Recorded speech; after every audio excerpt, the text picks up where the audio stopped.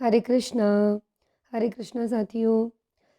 आधुनिक काल का आज हमारा ये पार्ट एकांकी हम पढ़ेंगे। और अगर देखा जाए तो हिंदी इतिहास में ये हमारा 38वां वीडियो होगा, जिसमें हम सारे कालों को जो पढ़ते हुए आ रहे हैं वो कंप्लीट है। और ये 38वां नंबर है इसका, यानी भाग 38 है। पिछले वीडियो में हमने नाटक को देखा था, इस वीडियो में हम एकांकी को पढ़ेंगे। अब मैंने आपसे कल भी कहा था नाटक और एकांकी में अंतर होता है। ठीक है, नाटक में आपको वहाँ बता चुकी थी। अब ये क्या है? एकांकी है। एक अंक वाले नाटक को एकांकी कहते हैं। एकांकी आधुनिक मानव की जीवन व्यापी व्यवस्था का परिणाम है। आधुनिक मानव के पास 3 अंकों और अनेक दृश्य वाले नाटकों को देखने और पढ़ने का समय नहीं था। फलस्वरूप एक अंक वाले नाटक का जन्म हुआ। ध्यान से समझना, एकांकी क्या होती है आपको समझ में आ जाएगी। संकलन त्रय एकांकी का आवश्यक अंग है। संकलन त्रय का मतलब क्या है? स्थान, समय, कार्य की एकता, यानी कार्य की घटना। हिंदी की पहली एकांकी के प्रश्न पर विद्वान एकमत नहीं है। डॉक्टर राम कुमार वर्मा कृत बादल की मृत्यु 1930 को हिंदी की पहली एकांकी माना जाता है। यानी हर अलग अलग विद्वानों ने अलग अलग एकांकी को पहली एकांकी माना है। लेकिन फिर भी जो सर्वमान्य मत निकल के आएगा वो यही आएगा कि राम कुमार वर्मा के द्वारा जो बादल की मृत्यु लिखा गया है वही हिंदी का क्या है? पहली एकांकी है। कुछ आलोचक जयशंकर प्रसाद कृत एक गुट को हिंदी की प्रथम एकांकी मानते हैं 1929 में। ठीक है, दोनों लाइनों को अच्छे से समझना है। ये 2 पॉइंट, जैसा प्रश्न पूछा जाए वैसा उत्तर देना है। भुवनेश्वर प्रसाद कृत कारवा की गणना भी हिंदी के प्रथम एकांकी रूप में की जाती है। नगेंद्र के शब्दों में, अब नगेंद्र क्या कहते हैं? भुवनेश्वर प्रसाद ही हिंदी के पहले महत्वपूर्ण आधुनिक एकांकीकार माने जा सकते हैं। यद्यपि तिथि क्रम की दृष्टि से डॉक्टर राम कुमार वर्मा का बादल की मृत्यु हिंदी का पहला एकांकी ठहरता है। क्या कहा इन्होंने? कि भुवनेश्वर प्रसाद ही हिंदी के पहले महत्वपूर्ण आधुनिक एकांकीकार माने जा सकते हैं। यद्यपि तिथि क्रम की दृष्टि से, यानी जो समय की दृष्टि से, राम कुमार वर्मा का बादल की मृत्यु हिंदी की पहली एकांकी है। यानी सर्वमान्य मत अगर हम देखें तो क्या है? यही है। डॉक्टर राम कुमार वर्मा, जगदीश चंद्र माथुर, उदय शंकर भट्ट, उपेंद्र नाथ अश्क, 4 नाम महत्वपूर्ण हैं जो कि एकांकी कार के हैं।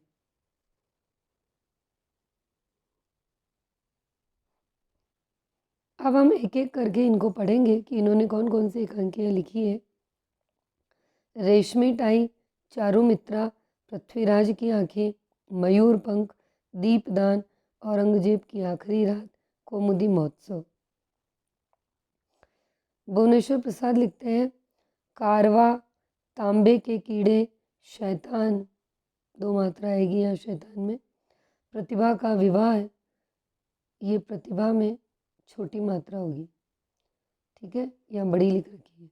स्ट्राइक, लॉटरी, उदय शंकर भट्ट, समस्या का अंत, पर्दे के पीछे, बीमार का इलाज, स्त्री का हृदय।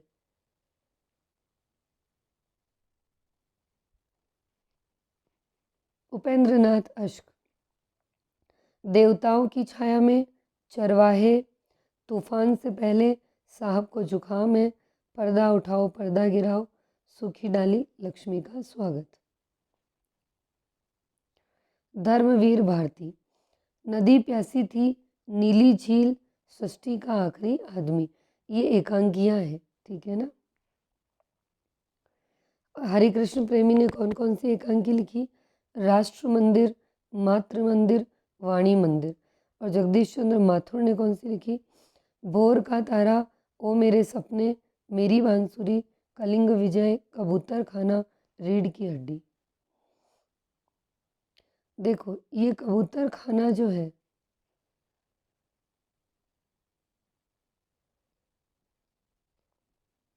ये तो है किसका? जगदीश चंद्र माथुर का। और एक रचना आती है हमारी अबूतर कबूतर, जो हम पिछले वीडियो में पढ़ चुके हैं, वो है उदय प्रकाश की। ठीक है, ये हमारी एकांकी हो गई। ज़्यादा बड़े बड़े पार्ट नहीं है, अब छोटे छोटे पार्ट हैं, बहुत जल्दी ही पूरा हो जाएगा आपका हिंदी साहित्य का इतिहास। हमने नाटक पढ़ लिया, एकांकी पढ़ ली। अब हमारे सामने आती है आत्मकथा। आत्मकथा क्या होती है और किस किस ने लिखी है? ठीक है, स्वयं के द्वारा लिखी गई स्वयं की जीवन गाथा आत्मकथा कहलाती है। ठीक है, यानी खुद के द्वारा लिखी गई खुद की गाथा, खुद की कहानी आत्मकथा कहलाती है। हिंदी की प्रथम आत्मकथा कौन सी है? बनारसी दास जैन की। कौन सी? क्या लिखी इन्होंने? अर्धकथानक, जो कि 1641 में लिखा गया और पद्यात्मक है।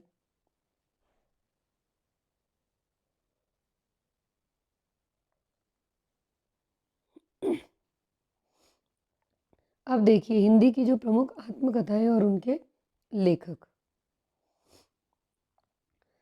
कुछ आप बीती कुछ जग बीती, ये लिखी भारतेंदु जी ने। मेरी आत्म कहानी बाबू श्याम सुंदर दास। साधना के पथ पर हरिभाऊ उपाध्याय। मेरी जीवन यात्रा राहुल सांकृत्यायन। मेरा जीवन प्रवाह वियोगी हरि। सिंहावलोकन के 3 खंड यशपाल ने लिखे। परिव्राजक की प्रजा डॉक्टर शांति प्रिय द्विवेदी। अपनी कैफियत जैनेन्द्र। चांद सूरज के वीरन नील यक्षिणी देवेंद्र सत्यार्थी। ठीक है, अब देखिए मेरी जीवन यात्रा, ये है जानकी देवी बजाज। देखो ऊपर भी आई,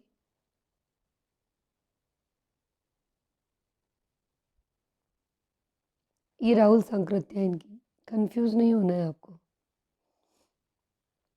मेरी जीवन यात्रा राहुल सांकृत्यायन।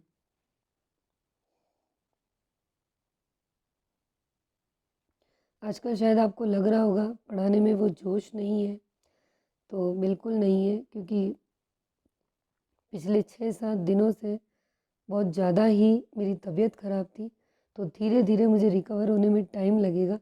इस वजह से मेरी आवाज़ आपको डल लग रही होगी। तो मेरे अंदर उतना ही जोश है मेरे बच्चों के लिए, मेरे स्टूडेंट्स के लिए। हो सकता है मेरी आवाज़ में जोश ना हो, पर मेरे अंदर उतना ही है कि मैं आप सबको उतना ही दूँ जितना आपको चाहिए। तो 2 से 4 दिन में शायद सब कुछ सही हो जाए, क्योंकि कुछ ज़्यादा ही इस बार हो चुका है इस वजह से। तो आगे बढ़ते हैं। मेरी जीवन यात्रा जानकी देवी बजाज, ये हिंदी की प्रथम स्त्री आत्मकथाकार है। इस वजह से यहाँ हम इसे इम्पोर्टेंट मानते हैं। समझ में आ गया? यानी आपको प्रश्न भी ऐसे ही पूछा जाएगा, फिर ही दिया जाएगा, एक साथ नहीं आएगा कि भाई मेरी जीवन यात्रा दे दी और ऑप्शन में आपको दोनों दे दिया।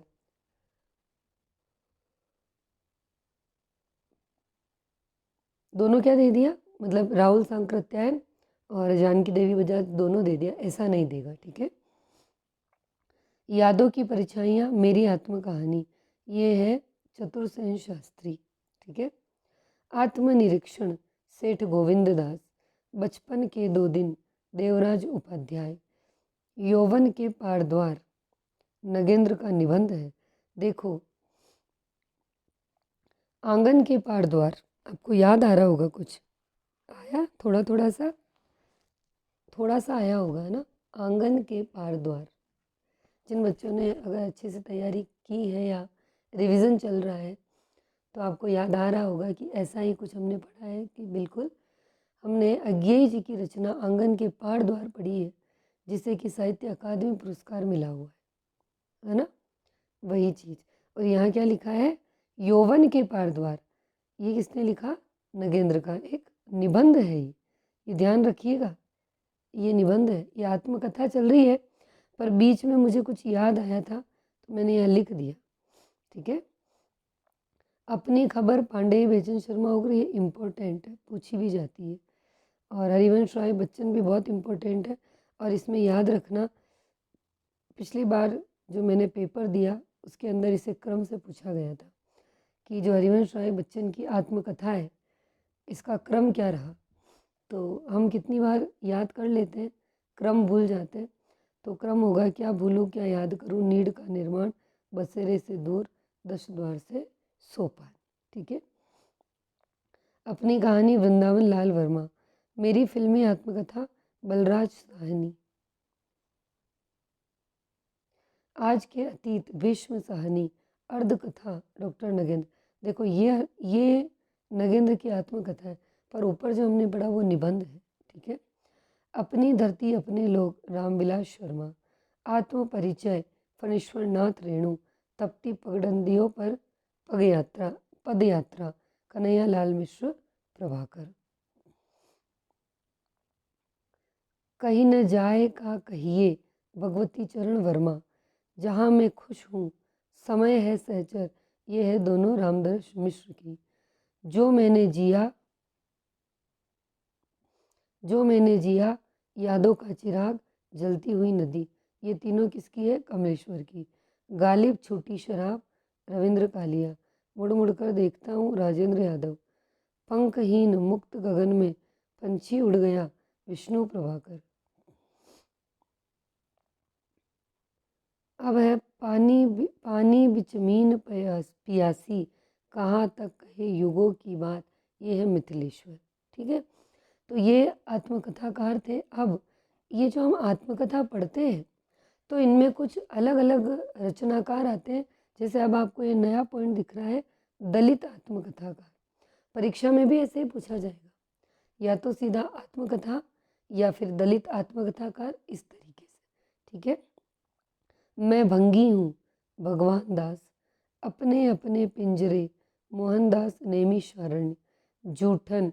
ये देखिए मैंने यहाँ लिख रखा है, 2015 की फर्स्ट ग्रेड में जूठन को पूछा गया था कि जूठन किस प्रकार की रचना है और किसकी है। तो एक दलित रचना है, दलित आत्मकथा है, ओम प्रकाश वाल्मीकि की।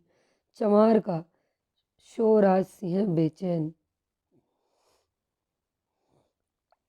झोपड़ी से राजभवन तक माता प्रसाद, तिरस्कृत सूरजपाल चौहान, नागफनी रूप नारायण सोनकर, मुरदहिया मणिकर्णिका तुलसी राम।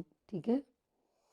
ये तो दलित आत्मकथा हो गए, आत्मकथाकार। अब हम पढ़ेंगे स्त्री आत्मकथाकार, यानी स्त्रियों ने अपनी अपनी जो आत्मकथाएं लिखी है उसके बारे में।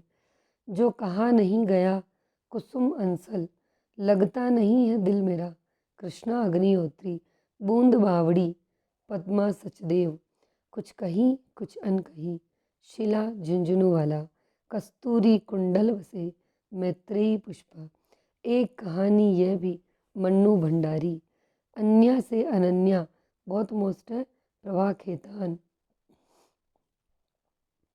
गुड़िया भीतर गुड़िया मैत्रेयी पुष्पा। देखो मैत्रेयी पुष्पा की एक ये भी है, पिंजरे की मैना, चंद्र किरण सोने रिक्शा, या इसको सोन रिक्शा भी, कहीं कहीं आपको ये ऐसे भी लिखा हुआ मिलेगा, रिक्शा, सोन रिक्शा या सोने रिक्शा। आरोह है अवरोह है सुसुम वेदी, आप हुदई हादसे रमणिका गुप्ता, शब्द काया सुनीता जैन। राजेंद्र यादव ने 20 लेखिकाओं के आत्मकथ्य देहरी भई विदेश शीर्षक से संकलित किए। ये एक अलग ही पॉइंट है। ठीक है। तो ये आपके इसमें एकांकी और आत्मकथा मैंने आपको बताई जो हमने करी। अब कुछ बातें जो मुझे आपसे करनी है, क्योंकि बच्चों के बहुत सारे सवाल आते हैं। पढ़ती मैं सभी को हूँ और कोशिश भी करती हूँ सभी के जवाब देने की, पर शायद सभी बच्चों के जवाब नहीं मिल पाते उनको। फिर भी मैं कोशिश करूँगी आप सभी के जवाब देने की। तो कुछ बच्चों के सवाल है जो मैं ले रही हूँ। सबसे पहला तो यही कि मुझे बहुत अच्छा लगा कि कल मेरे विद्यालय को आपने देखा और आपके अंदर एक बहुत ही अच्छी सकारात्मक ऊर्जा का संचार हुआ। क्योंकि मेरी इच्छा भी थी कि जिस चीज़ के लिए हम इतना प्रयास कर रहे हैं, जिस मंजिल तक हमको जाना है, तो क्यों ना एक बार हमें ये पता तो हो कि हमें कहाँ जाना है। और मुझे यकीन था कि विद्यालय को जब आप देखेंगे, चाहे विद्यालय कैसा भी हो, राजकीय विद्यालय, तो हमारे अंदर एक ऊर्जा की भावना आना स्वाभाविक है। क्योंकि मंजिल वही है, तो उसे देखने के बाद तो मज़ा ही आता है। और बादल चारण जी ने तो बहुत ही गज़ब का लिखा था कि मैडम उन्होंने तो पूरा पावलाव का सिद्धांत ही जोड़ दिया था स्कूल के साथ, कि आपने तो एक उद्दीपक दे दिया और हमारी लार टपकने लगी। काफ़ी ज़बरदस्त उन्होंने कमेंट किया, अच्छा लगा। और कुछ बच्चों के सवाल है जो मैं लूँगी, जैसे डिम्पल उड़ावत जी कह रही हैं कि दीदी मैंने फर्स्ट ग्रेड की तैयारी अभी नहीं की है, अभी तक तो मैं पहली बार कर रही हूँ, तो आप मुझे अपने सारे नोट्स दिलवाने का कष्ट कीजिए। Thanks my sister. तो देखिए मेरे सारे नोट्स डिम्पल जी आपको टेलीग्राम चैनल पे मिलेंगे। मेरे आप किसी भी वीडियो को खोलिए मेरी पूरी प्लेलिस्ट में, उन वीडियो में आपको डिस्क्रिप्शन बॉक्स में टेलीग्राम चैनल का लिंक मिल जाएगा। अगर नहीं मिलता है तो मेरे टेलीग्राम चैनल का नाम है हिंदी के रंग कविता तोतला के संग। आप हिंदी में ही टाइप कीजिएगा, वहाँ जाकर आप उससे ज्वाइन हो जाइए। मेरी सारी पीडीएफ जितने भी नोट्स हैं अब तक के, जो 37-38 भाग है, वो आपको सारे वहाँ मिल जाएंगे। ठीक है। अब देखो अगला सवाल है विमला जी जो पूछ रही है, वो कहती है कि मैम मैं आपसे फर्स्ट ग्रेड हिंदी की तैयारी कर रही हूँ, आप 240 की पूरी पीडीएफ दोगे या 60 नंबर मनोविज्ञान के भी कराओगी, प्लीज़ बताना। साइकोलॉजी में नहीं कराऊंगी, मैं हिंदी ही पढ़ाऊंगी। मैं बच्चों को बिल्कुल भी भ्रमित नहीं करूंगी कि वो मुझसे बंधे रहे, और ऐसा भी नहीं है कि आप अपना टाइम वेस्ट करें। मैंने आपको हिंदी कराने का प्रण लिया है, हिंदी ज़रूर करवाऊंगी। साइकोलॉजी आप प्लीज़ अगर अभी तक नहीं पढ़ रहे हैं तो पढ़ना स्टार्ट कर दें, मेरे भरोसे ना रहे। ठीक है। दूसरा है अनीता जी कह रही हैं, अनीता मल्होत्रा, मैम हिंदी साहित्य के बाद बुक कंप्लीट करवाना प्लीज़। है ना, बहुत सारे बच्चों का ये प्रश्न है कि हिंदी के बाद बुक कराइए। देखिए मैं आपसे पहले भी कह चुकी हूँ और आज भी आपसे यही कहूँगी, और मेरी भी आपको ये सलाह है, हिंदी की किताबों के कुछ पाठों के जो अंतरा की बुक है उसके मैंने पद्य भाग और गद्य भाग के जो पाठ है, कुछ पाठ शॉर्ट नोट्स कैसे बनाए जाते हैं उनका पूरा वे मेरे चैनल की प्लेलिस्ट में बता चुकी हूँ। बनाने का तरीका सब कुछ मैंने बता दिया। लेकिन अब आप खुद से उन पाठों पे लगिए, धीरे धीरे एक एक उनको पूरा कीजिए, क्योंकि मैं पहले अपने रजिस्टर आप तक पहुँचाऊँगी। जो मेरा मेरा एक मेन मोटो था इस यूट्यूब चैनल पे आने का, वो सिर्फ यही था कि मेरे पढ़े हुए जिन नोट से मैंने सफलता प्राप्त की है और मैंने ये पाया कि एक भी प्रश्न एग्ज़ाम का इनसे बाहर नहीं गया, तो क्यों ना ये हर उस बच्चे के पास हो जो दिलो जान से मेहनत कर रहा है, जो बड़ी बड़ी फीस नहीं भर सकता है ना। तो पहले एक रजिस्टर हमारा कंप्लीट हो गया, ये दूसरा चल रहा है। मैं पहले इस दूसरे रजिस्टर को पूरा कंप्लीट करूँगी, उसके बाद ही मैं आगे आपको बताऊंगी कि आगे हम क्या करेंगे। लेकिन पहले मेरा एक रजिस्टर और है, ये दोनों नोट्स आप तक पहुंच जाए तो मुझे बहुत खुशी होगी और आपको भी बहुत इससे हेल्प मिलेगी, क्योंकि बहुत ही अच्छे नोट्स हैं और आप खुद देख भी रहे हैं। ठीक है ना। तो बुक आप करिए अपने हिसाब से, बाकी मैं आपको करवाऊंगी पर बाद में करवाऊंगी। श्याम जी पूछ रहे हैं आपका टेलीग्राम चैनल नहीं मिल रहा, हिंदी के रंग कविता तोतला के संग, इसी नाम से आप ढूंढ लीजिए। ठीक है ना। अब देखो एक नाम तो नहीं पता, इन्होंने नाम कुछ अलग ही लिख रखा है। इनकी जो आईडी बनी है, आईडी पे तो है पागल हो गया ऐसी कुछ आईडी है ना। इन्होंने पूछा है मैम मुझे कुछ समझ में नहीं आ रहा, पिछले 1 साल से रीट की तैयारी, अब 4 महीने हो गए कुछ भी तैयारी नहीं की, अब किसकी तैयारी करूं प्लीज़ बताएं। मेरे चैनल की प्लेलिस्ट पे इसी से संबंधित मैंने वीडियो बना रखा है कि अब आपको क्या करना है, कैसे करना है। अगर आपने नहीं देखा है तो आप जाइए वहाँ देखिए, आपको मेरे आपके जितने भी सवाल हैं उन सारे सवालों का जवाब मिल जाएगा कि आपको रीड करनी है फर्स्ट ग्रेड करनी है, सेकंड करनी है, कैसे करनी है, वो भी आपको इसमें पता चल जाएगा। एक कैलाश जी ने पूछा है कि सुदामा नाटक जो है वो राधाचरण गोस्वामी का है या श्री दामा है।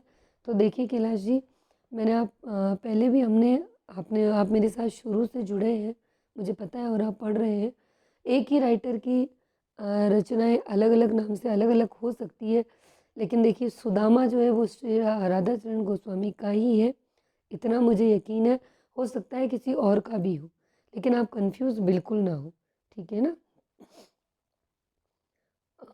अगला प्रश्न है,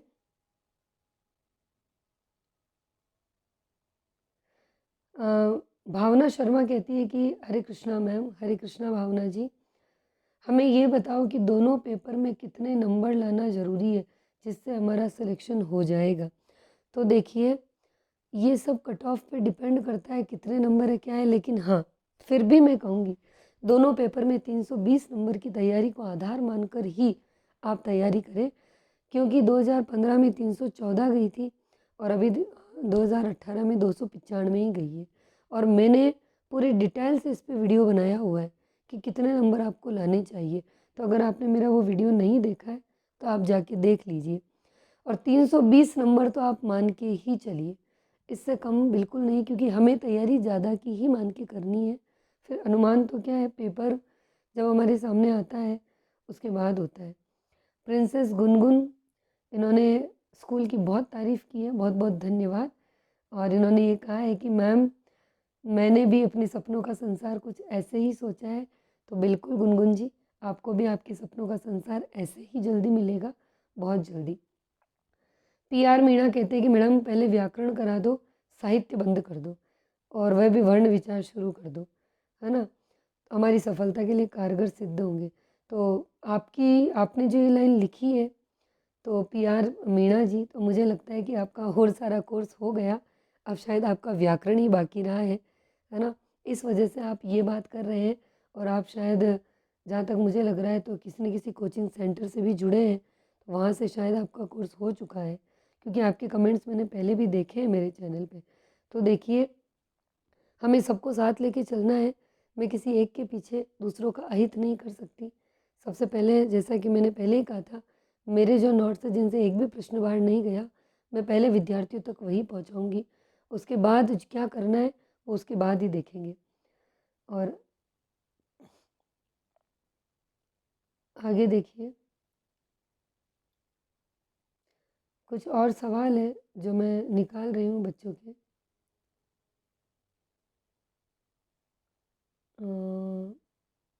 कमेंट्स भी क्या मिलते नहीं हैं, मुझे ढूंढने पड़ते हैं एक एक के जाके। हाँ, एक अन्नू कुमावत कह रही है कि मैम मैंने तो यूजीसी नेट की बुक प्रभात ली है, उसमें तो एक ही आंसर की व्याख्या दे रखी है। तो अन्नू जी परेशान ना होइए, और आपने मुझे इमोजीज भेजे हैं उदासी के, तो बेटा आप बिल्कुल उदास ना हो, कोई बात नहीं, आपने प्रभात ले ली, प्रभात पढ़ लो, ठीक है। और अच्छी बात है, आप प्रभात को पूरी करो, आपकी प्रभात हो जाए तो आप मार्केट से जाके उपकार ले आना। ये तो बहुत अच्छी बात है कि आपने जो बुक ली है, अगर आप उसको पूरी करने की क्षमता रखते हैं और उसके बाद नई बुक खरीदने का जज्बा रखते हैं, खरीदने का जज्बा मीन्स उसको लाकर पढ़ने का, तो ये तो अपने आप में गुड पॉइंट है। देखो, जो हमारे पास है बहुत बेटर है, कोई दिक्कत नहीं है, अगर उसमें व्याख्या नहीं भी है, कोई परेशानी वाली बात नहीं है, कि अभी आप उसमें से पढ़ लीजिए और उसके बाद आप प्रतियोगिता साहित्य या उपकार की या जिसमें भी व्याख्या सहित हो वो ले आइए और उसे पढ़ लेना, कोई दिक्कत नहीं है, ठीक है। लेकिन पहले जो आपके पास है उससे पढ़िए। कुछ बच्चों के और सवाल है, जैसे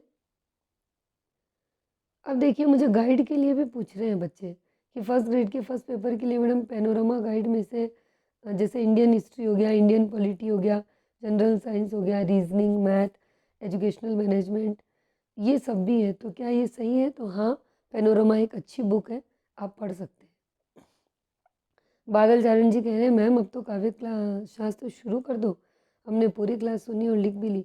बादल जी, काव्य शास्त्र होगा, लेकिन आप अगर मुझसे शुरू से जुड़े हैं, मैं लगातार आपको नोट करती हूँ, तो आपको पता है कि कुछ रूल मैं फॉलो करती हूँ, तो मेरे साथ जुड़े हैं तो विश्वास रखिए, बहुत जल्दी काव्य शास्त्र शुरू होगा।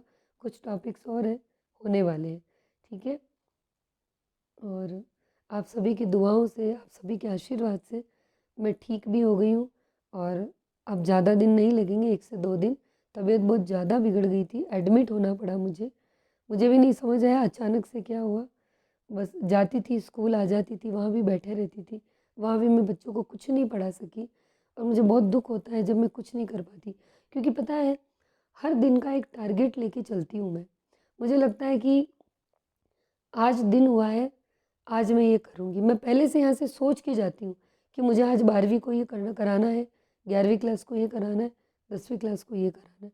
घर से सोच के निकलती हूँ और उस टारगेट को मैं पूरा करके घर आती हूँ। और आप लोगों के लिए मुझे क्या करना है वो भी मैं पहले से रात को सोती हूँ ना, उससे पहले से फिक्स करती हूँ कि मेरे बच्चे जितने भी मुझसे जुड़े हैं, मुझे उनको क्या करवाना है। तो हमेशा मैं हर दिन का टारगेट लेके चलती हूँ। ये जो टारगेट लेके चलने वाली जो प्रवृत्ति है ना, इसी ने मुझे जीत दिलाई है। आप यकीन नहीं करेंगे, इसी ने मुझे विख्याता बनाया है। तो ये इतने दिनों से, पिछले 8-10 दिनों से, ना तो मैं आपको पढ़ा पाई, ना मैं स्कूल में मेरे बच्चों को पढ़ा पाई। वहाँ छुट्टियाँ तो थी नहीं, आपको भी पता है प्रोविज़न में कोई छुट्टी नहीं मिलती है। हमारे पास सिर्फ 15 सीएल होती है।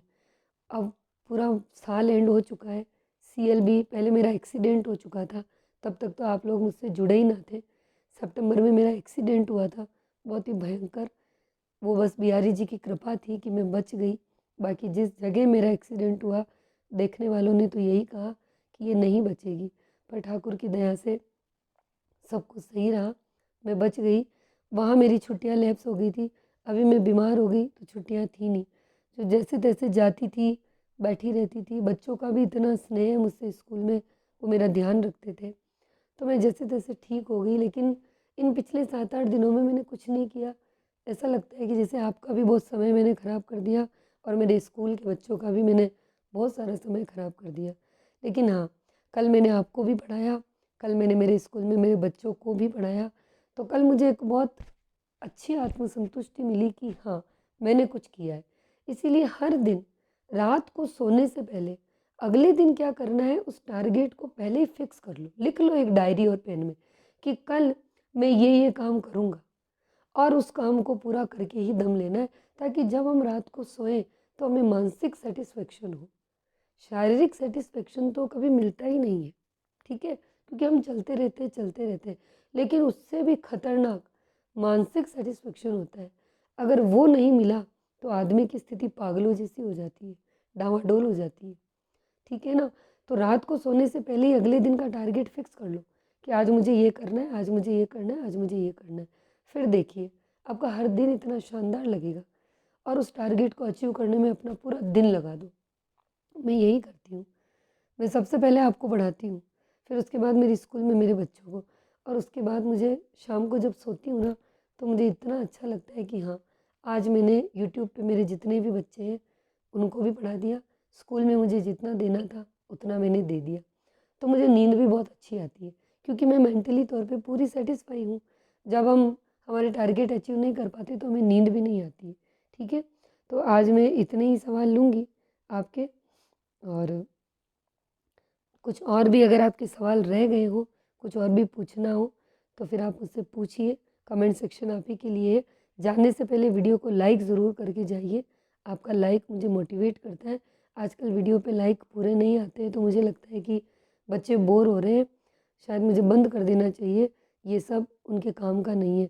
तो लाइक और कमेंट्स ज़रूर करिए, क्योंकि ये लाइक और कमेंट्स मैं देखती रहती हूँ, मैं चेक करती रहती हूँ, तो मैं मोटिवेट होती रहती हूँ। आपसे जुड़ने के लिए, जुड़ी रहने के लिए, आपको आगे पढ़ाने के लिए, ठीक है?